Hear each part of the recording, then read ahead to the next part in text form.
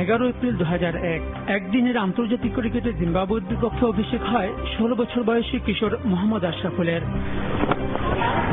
তখনকার ব্যাটসম্যানদের জন্য মূর্তিমান আতঙ্ক মুরালীধরনকে বেসামাল করে দিয়ে 7 সেপ্টেম্বর আশরাফুল যা করলেন টেস্ট ক্রিকেটের 130 বছরের ইতিহাসে তা করতে পারেনি আর কেউই। হলেন ইতিহাসের সর্বকনিষ্ঠ অভিষেক টেস্ট সেঞ্চুরিয়ান। আবির্ভাবেই নিজের জাত ছিনিয়ে দেওয়া অ্যাশ ক্রমেই হয়ে ওঠেন এদেশের ক্রিকেটের আশার ফুল। শ্রীলঙ্কার বিপক্ষে ব্যাক টু ব্যাক সেঞ্চুরি, ভারতের বিপক্ষে 158 রানের মহাকাব্যিক ইনিংসের পর তার হাত ধরেই রচিত হয় রূপকথার সেই কার্ডিফ কাব্য। টানা দুবারের বিশ্ব চ্যাম্পিয়ন অস্ট্রেলিয়াকে আকাশ থেকে মাটিতে নামিয়ে আনেন 20 বছরের আশরাফুল। ঠিক 100 বলে হাঁকানো তার দুর্দান্ত সেই ম্যাচ উইনিং সেঞ্চুরিতে এমন কিছু উদ্ভাবনী শট তিনি দেখিয়েছেন, এক জীবনে তা দেখাতে পারেননি ক্রিকেটের বরপুত্র ব্রায়ান লারা কিংবা লিটল মাস্টার সচিন তেন্ডুলকারও।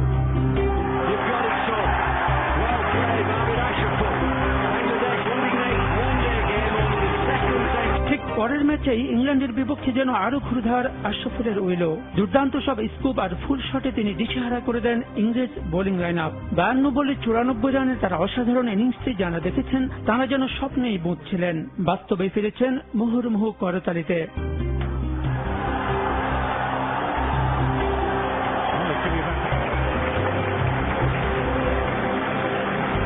বাংলাদেশের এই লিটল মাস্টারের শিকারী চোখ শুধু অস্ট্রেলিয়াতেই নিবদ্ধ থাকেনি, পরপর তিনি শিকার বানিয়েছেন দক্ষিণ আফ্রিকা ও পরাক্রমশালী ওয়েস্ট ইন্ডিজকেও।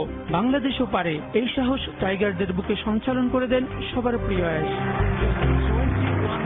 2008-এ ভারতের বিদ্রোহী লীগ ICL এর থাবায় যখন জর্জরিত দেশের ক্রিকেটকে পঙ্গু করে দিয়ে হাবিবুল বাশারের নেতৃত্বে যখন আফতাব, অলোক, নাফিসরা বিক্রি হয়ে যান টাকার কাছে, তখন পরম মমতায় দেশের ক্রিকেটকে আগলে রাখেন এই আশরাফুলি।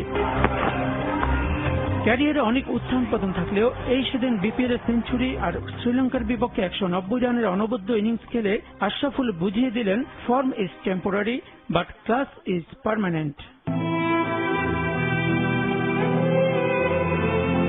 কিন্তু ভদ্রলোকের খেলা ক্রিকেটে যেখানে আপোষের কোনো জায়গা নেই, যেখানে ক্রিকেটের আদর্শ হয় ভুলুণ্ঠিত, ফিক্সিং নামক সেই অন্ধকার জগৎ হঠাৎই যেন ছোঁ মেরে কেড়ে নিল কোটি মানুষের প্রিয় আশরাফুলকে।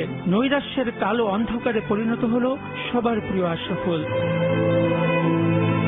আলোর দ্যুতি ছড়িয়ে দেশের ক্রিকেটকে উদ্ভাসিত করা আশরাফুল অন্ধকারের কানা গলিতে ঢুকে পড়ে প্রমাণ করলেন রূপকথা আসলে রূপকথাই, বাস্তব বড়ই নির্মম, বড়ই কঠিন। নিজের ভিতরে গুমড়ে কেঁদে মরা আশরাফুল কি একা কাঁদছেন?